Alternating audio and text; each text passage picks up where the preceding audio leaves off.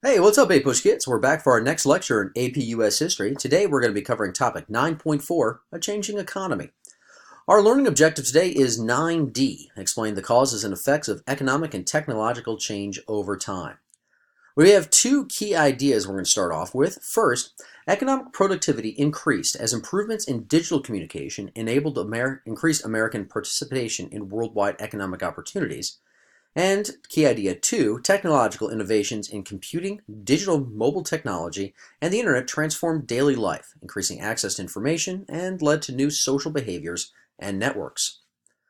Now, starting in the 1980s, Americans experienced new technologies. For instance, the cassette player, home video games, personal computers, as well as portable phones all started to become available during this time period. And of course, over time, they would become more complex, smaller, as well as more powerful. Now, as a result of this, economic productivity increased. Digital communication increased. Computers, emails, phones all connected the world instantaneously to one another. Now, as a result, the impact of all these new technological innovations, we're going to see increased access to information. Many print newspapers are going to shut down or going to be replaced, and new social behaviors will start to develop as new social networks such as Facebook, Twitter, Instagram, and whatever's coming out next are going to start to emerge. And as people are able to communicate and connect in new and different ways than they ever had before.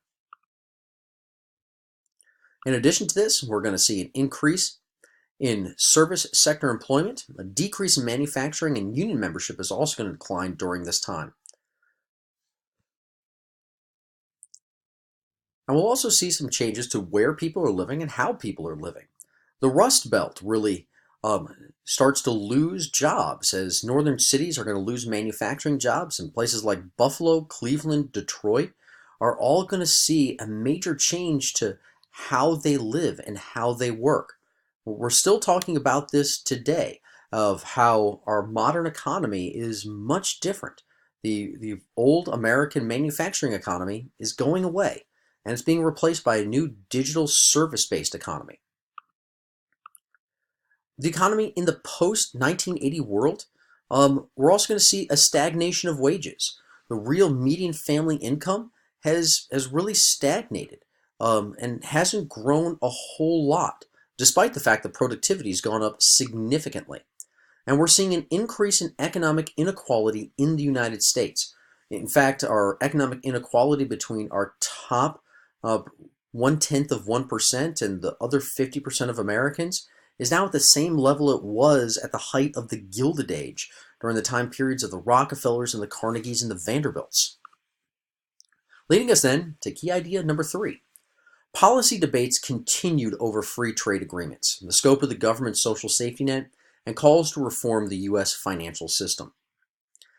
Now, we're spending a lot of time talking about this in relation to the presidency of Bill Clinton, who wins the 1992 election over George Bush. We can see the election map there. Now, Clinton is going to try and define himself as a new Democrat by embracing both liberal and conservative policies. Now, he's going to work with Congress to reduce the federal deficit and try and balance the U.S. federal budget. And generally, he's able to do so. In fact, by 1997, Clinton had not only cut government spending, but also had lowered taxes. And for the first time in 30 years, the government had a surplus, which Clinton used to pay down the national debt. In fact, Clinton's deficit reduction coincided with a boom in the technology industry, and this led to the longest sustained area of economic growth in U.S. history. However, Americans continued to debate in economic policies, especially trade agreements. Now, one of Clinton's most controversial and also one of his most important signings was when he signed what was called the North American Free Trade Agreement. Now, this reduced trade barriers among the United States, Mexico, and Canada. However, there were many criticisms of NAFTA.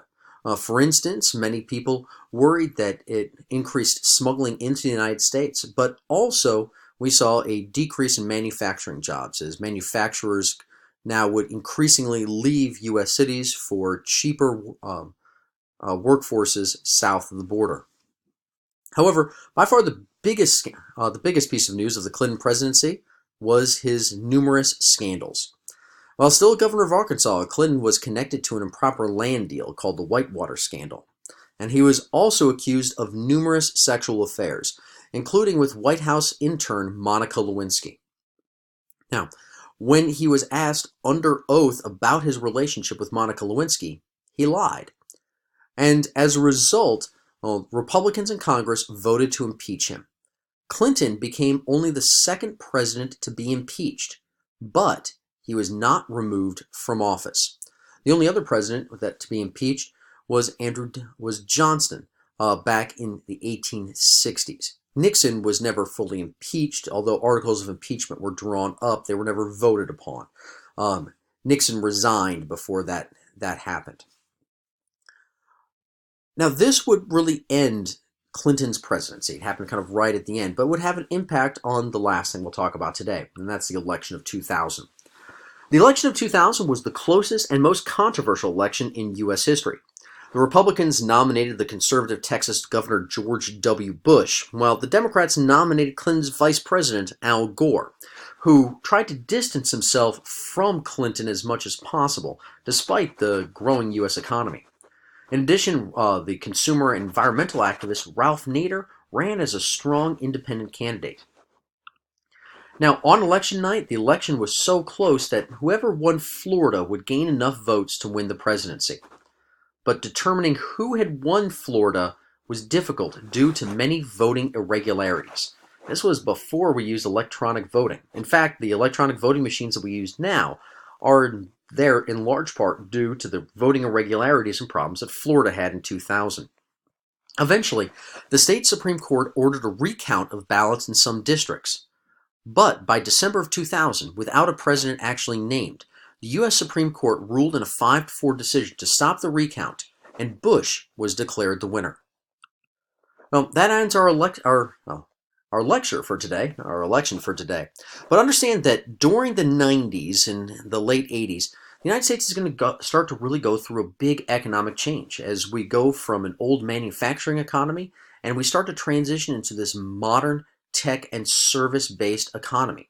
And this really leads to these many questions about what is the economic future for the United States. And NAFTA did a lot to not only speed that process up, but cause some disagreements over how that should happen. Well, until next time, don't forget to smash that like and subscribe button. Until next time, and as always, go Pack.